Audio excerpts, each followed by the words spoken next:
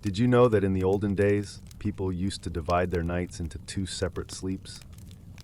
Imagine waking up in the middle of the night, not for a quick snack, but just because that's how everyone did it.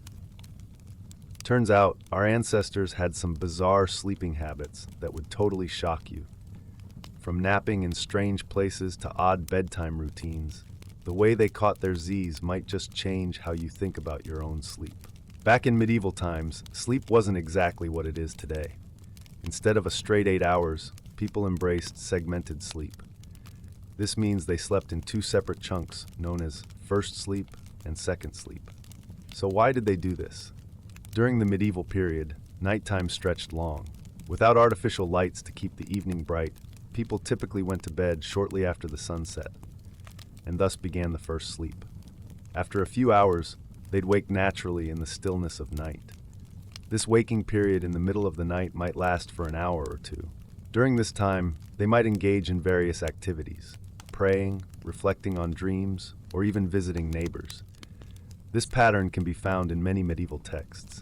Literary sources like Chaucer's Canterbury Tales make references to first and second sleeps. Historians like Roger Ekirch have studied diaries and court records that mention these strange yet structured nighttime routines. These records offer us a window into the past, revealing the societal norm of segmented sleep. But why was this biphasic sleep beneficial? Historians suggest that it played an essential role in productivity. By waking between sleeps, people could tend to tasks, enjoy leisure, or even talk to family, thus improving their daily routines. This allowed them to maximize the limited daylight hours effectively. Fast forward to today, and our sleep is quite different.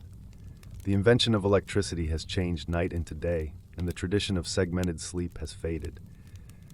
Yet many people still wake in the night with restlessness or insomnia, unaware that they're experiencing something quite historical. Could it be that our bodies naturally crave that break between sleeps? Interestingly, modern sleep studies have noted the benefits of a biphasic sleep pattern. Some researchers suggest it might aid those struggling with insomnia. Breaking sleep into two may alleviate the pressure of getting uninterrupted rest. This could help realign our internal clocks with natural sleep cycles. Studies indicate this method reduces stress and increases energy, highlighting a potential way to improve modern sleep challenges. Perhaps by revisiting old habits, we might discover insights into tackling the restless nights many face today. Could it be that our medieval ancestors were onto something? This look back at first and second sleep offers a fascinating glimpse, not just into history, but also into potential new strategies to improve our well-being. Reflecting on these past practices might just give us the clues we need to sleep better in today's hectic world. So, next time you find yourself awake in the middle of the night, remember, you're in good historical company. But the diversity of sleep didn't stop at night. Throughout the medieval day, napping was an equally common practice, with rest taken in rather unexpected places. Fields were among the favorite spots for a quick kip. For peasants and laborers who spent the majority of their day under the open sky, sprawling out in the grass was a welcome respite. Imagine a cozy nap under the sun, listening to the rustle of leaves and feeling the gentle breeze.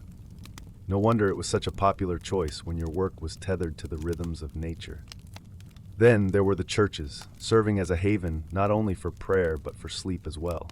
With their quiet, serene atmosphere, churches invited a spirit of contemplation and rest. Even during communal activities, sneaking in a nap was not frowned upon. Sermons could be long, and a drifting mind was sometimes accompanied by drooping eyelids. In some especially grand churches, the cool stone and flickering candlelight added to the soothing ambiance. Workshops added another dimension to this tapestry of medieval napping.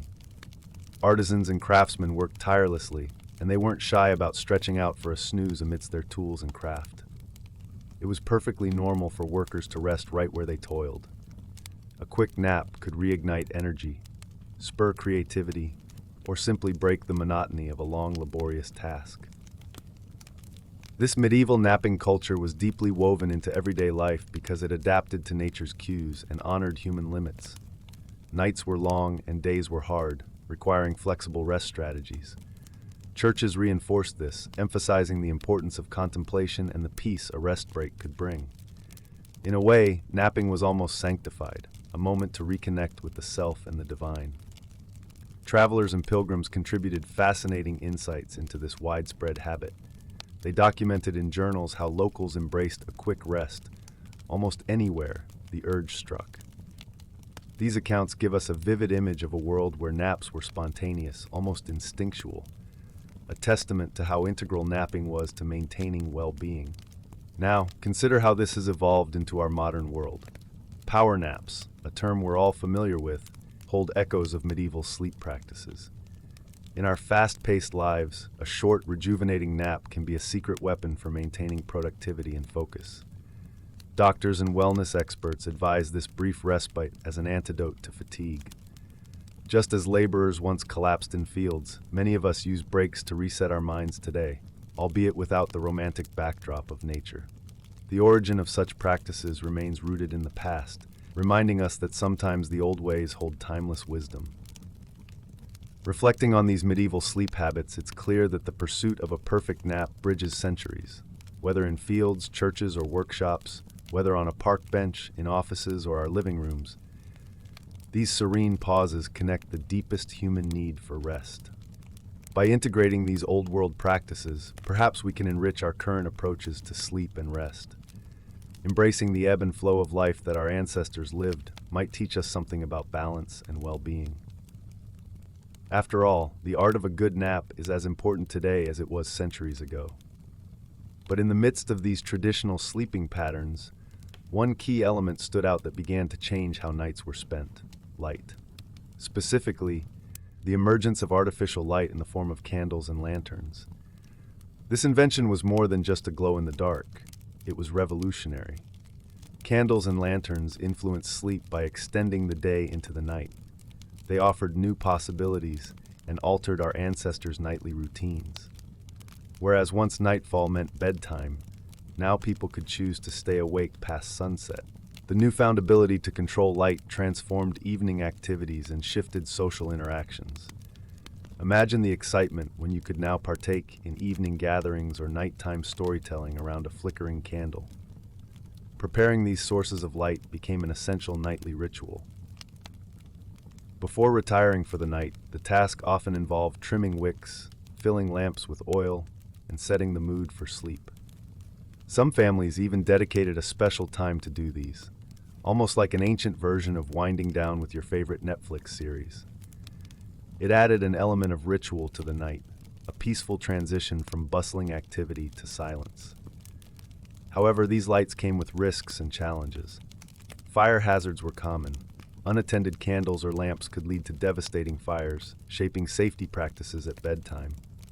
Using shields or placing lanterns strategically were ways to minimize risks. Parents often advised their children to be cautious around these fragile sources of light, knowing the consequences of neglect. Colorful anecdotes from history paint a vivid picture of life with these lights.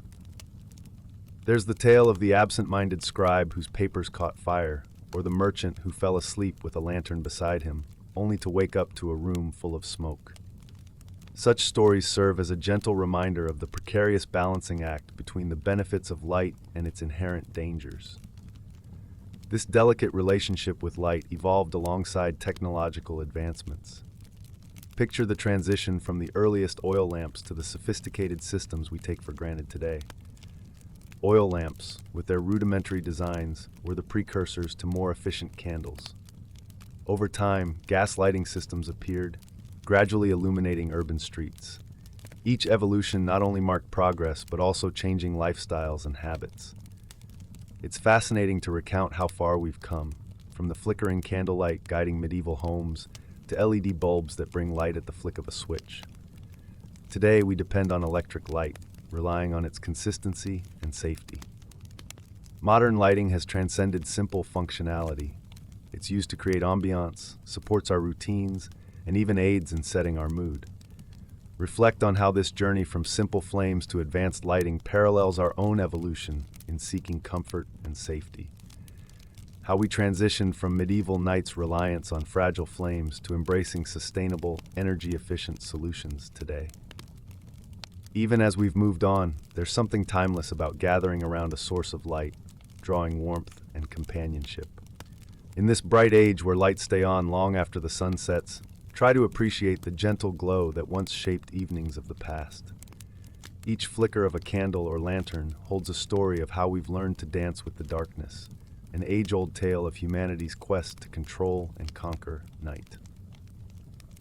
In the often mystical atmosphere of medieval life, dreams held significant meaning. They were more than mere nightly escapades. They were vital to daily existence, acting as a bridge between the earthly and the divine. People believed that dreams carried messages, guiding their actions and decisions. A dream could offer insight, warnings, or prophecies that shaped community choices or personal life paths. In this era rich with superstition and faith, religion intertwined seamlessly with dreams. Sleep was viewed as a divine experience, a sacred time when souls traveled between realms. People saw dreams as channels for divine communication, imbued with spiritual lessons or celestial mandates. The Bible, for example, is filled with instances where dreams acted as God's way of revealing His will, further reinforcing their spiritual importance. Folklore and mythology are brimming with stories where dreams influence the course of events. Tales abound of kings and warriors whose dreams led them to victories or defeats, showcasing dreams as harbingers of fate. In Norse mythology, Odin, the chief god, was believed to visit people in dreams, delivering vital information that could determine the success of a journey or battle. Such stories emphasize the belief that ignoring the messages dreams carried could lead to misfortune or missed opportunities.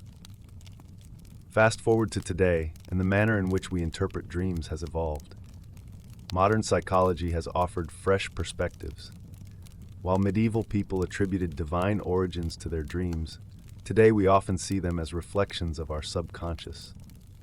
Sigmund Freud, known as the father of psychoanalysis, proposed in the early 20th century that dreams were expressions of our deepest desires and anxieties. Carl Jung, another key figure in psychology, viewed them as pathways to understanding our inner selves and achieving personal growth.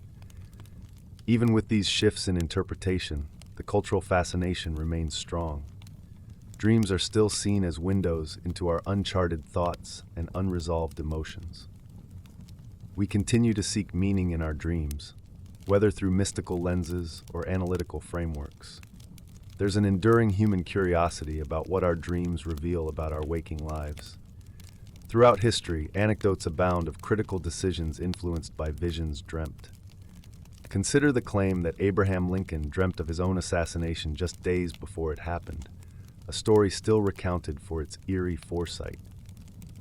Napoleon reportedly attributed some of his tactical decisions to dreams he had before battles.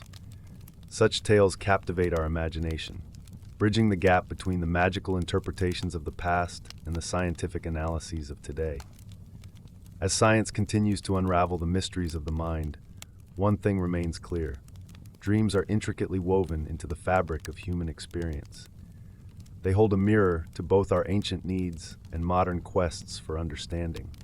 Though our approaches have changed, the age-old intrigue of dreams persists across cultures and time. Whether seen through the eyes of medieval mystics or modern scientists, dreams remain a door to deeper insights within ourselves. They evoke a sense of wonder, inviting us to explore the vast landscapes of the mind every night. This exploration not only connects us to our ancestors, but also encourages a deeper connection with our inner self. As we unravel the layers of dreams, may we continue to embrace the wisdom they offer, carrying forward an ancient legacy of curiosity and discovery. Once the evening had settled and the medieval world turned calm and quiet, families engaged in sacred bedtime rituals. This was a time for prayers, meditation, and storytelling. Every night, communities came together, gathering in dimly lit rooms to whisper prayers. People believed these heartfelt moments drew them closer to divine protection before slumber. Meditation offered a serene pause, grounding the mind from the day's toils. And then there was storytelling, true highlights of the evening. Parents and elders would recount epic tales, rich with lessons and laughter. These practices were more than just ways to pass the time.